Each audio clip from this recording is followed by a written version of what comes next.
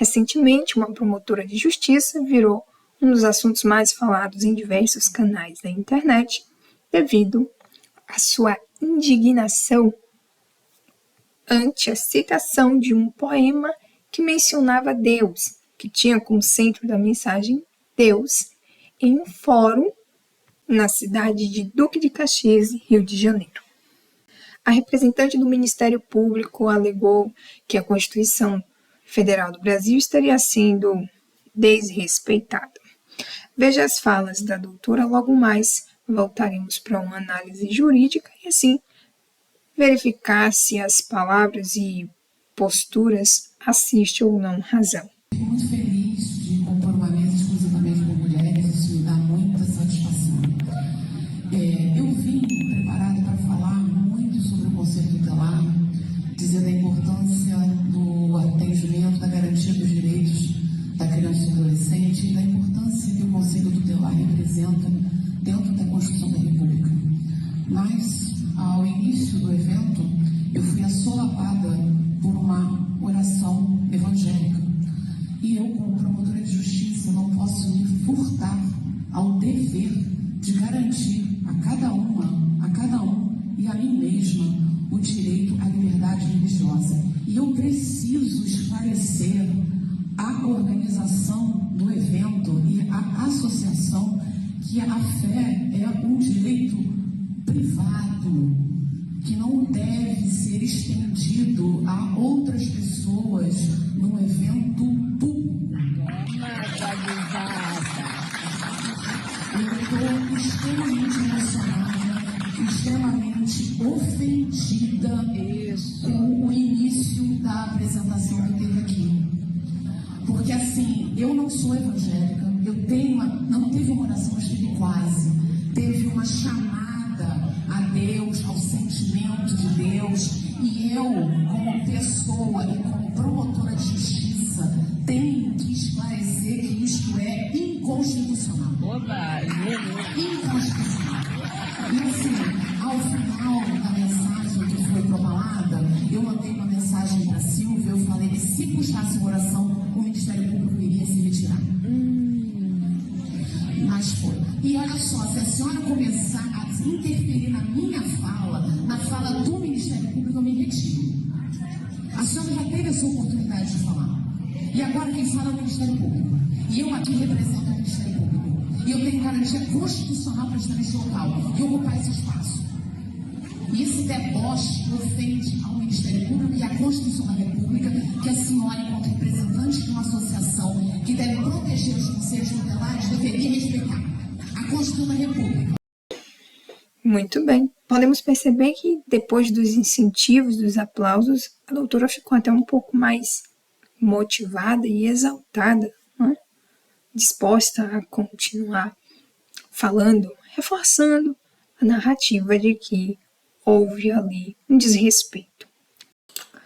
Veja, o artigo 127 da Constituição Federal diz que incumbe ao Ministério Público a defesa, dos interesses sociais e individuais indisponíveis. Vale lembrar que o direito individual a professar a sua fé religiosa é um direito indisponível. Ele é um direito fundamental, já que está ali no rol dos direitos fundamentais previstos no artigo 5º da Constituição Federal. Artigo 5º, inciso 6.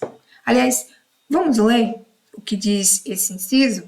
É inviolável a liberdade de consciência, de crença, sendo assegurado o livre exercício dos cultos religiosos e garantida, na forma da lei, a proteção aos locais de culto e às suas liturgias. Aqui a gente vê a Constituição estabelecendo a liberdade de consciência, de crença como um direito fundamental. Um direito que é indisponível, como eu disse, e que apesar de ter sido manifesto em um fórum onde seriam discutidos os direitos da criança, do adolescente, entre outras pautas, as quais eu desconheço, não viola em nada a Constituição. E aqui você vai analisar segundo a seguinte perspectiva: em que pese o Estado brasileiro ser laico, o agente que ali exercia a sua função tem o seu direito indisponível e fundamental exercer a sua crença, sua liberdade religiosa. E falar ou citar Deus em um poema, naquele contexto, é uma atitude até mesmo cultural. Sim, vamos levar por esse âmbito, porque já temos notícias de que aquela cidade onde acontecia o fórum é muito religiosa, é tradicionalmente cristã. Não podemos abranger a todos, mas tem-se notícias de que há uma tradição cristã muito forte que predomina ali naquela região. E por que nós podemos seguir por essa linha de raciocínio? Porque existem decisões do próprio STF que pacificam entendimentos nesse sentido. E vamos citar exemplos. Mas antes de citar esses exemplos, eu quero falar de dois conceitos que são muito importantes para a sua compreensão desse assunto. Vamos trazer uma diferença de Estado laicista e Estado laico. O Estado laicista, ou seria um Estado ateu, é aquele Estado que rejeita o fenômeno religioso. Ele tenta apagar os símbolos religiosos do espaço público. Ele demonstra uma certa hostilidade à fé, né? Como aconteceu na Revolução Francesa ou lá na União Soviética.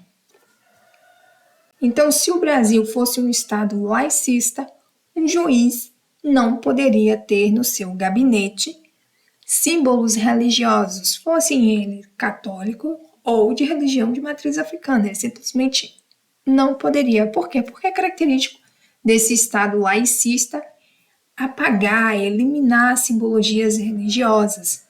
Mas quando você fala de um Estado laico ou não confessional, que é o caso do Brasil, aí a gente está falando de um Estado neutro.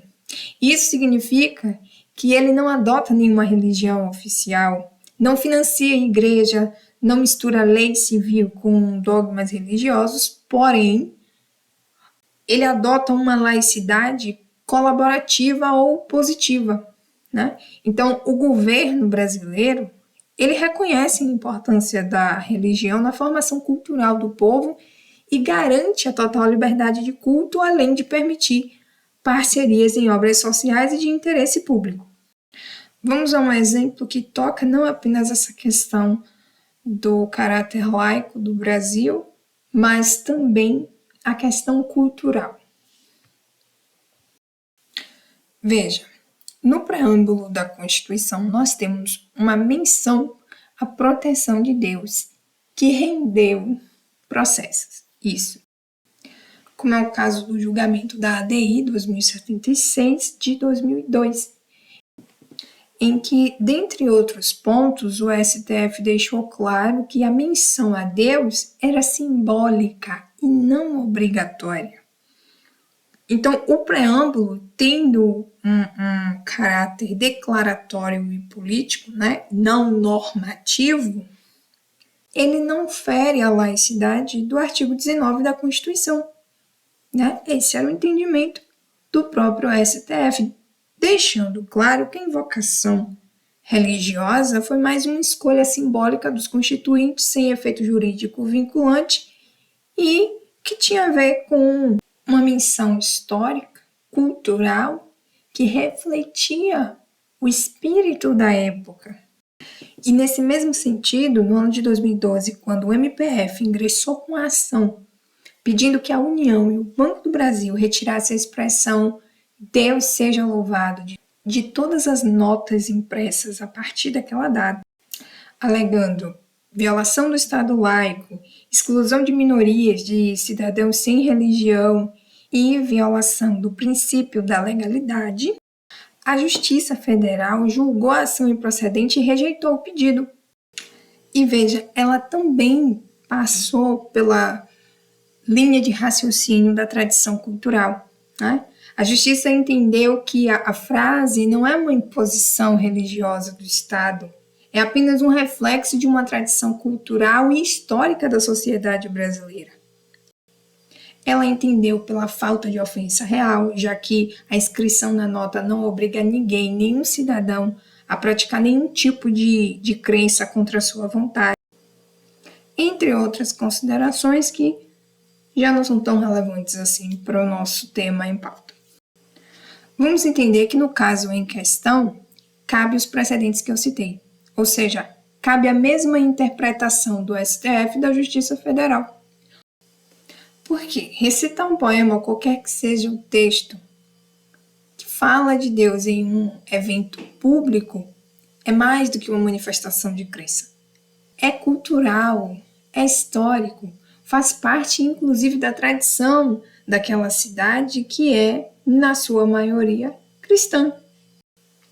E nesse ponto a respeito da tradição, eu falo a partir da narrativa de pessoas que vivem na região e que se manifestaram a respeito. E um detalhe crucial aqui é a questão da imposição. A laicidade não foi ferida em momento algum, não houve imposição de culto a ninguém. Ninguém foi obrigado a dobrar os joelhos, como geralmente o fazem, né? Cristãos, evangélicos, etc. Ninguém foi obrigado a orar, ninguém foi obrigado a levantar as mãos, ninguém foi obrigado a dizer amém, a recitar, a falar nada. Ninguém foi obrigado a nada. Apenas houve uma manifestação individual do exercício do direito indisponível da liberdade de manifestação religiosa. Então, segundo o mesmo entendimento da Justiça Federal, quando julgou o processo referente ao real, não houve nenhuma ofensa real, nem à laicidade da Constituição, nem ao direito individual dos presentes naquele evento. E aqui cabe a observação de que não foi dado a ninguém, principalmente a nenhum órgão público representado na pessoa de qualquer dos seus agentes, o direito de amordaçar ou de inibir quem quer que seja a manifestar, né, seu direito individual e indisponível de crença. Lembrando que trata-se de um direito fundamental que inclusive está no rol das cláusulas pétreas e reforçando que cabe ao Ministério Público zelar pelo efetivo respeito a esse direito, conforme preceitua o artigo 129 da Constituição Federal. E essa é a nossa análise jurídica acerca desse assunto. Aguardo você para a próxima. Até lá!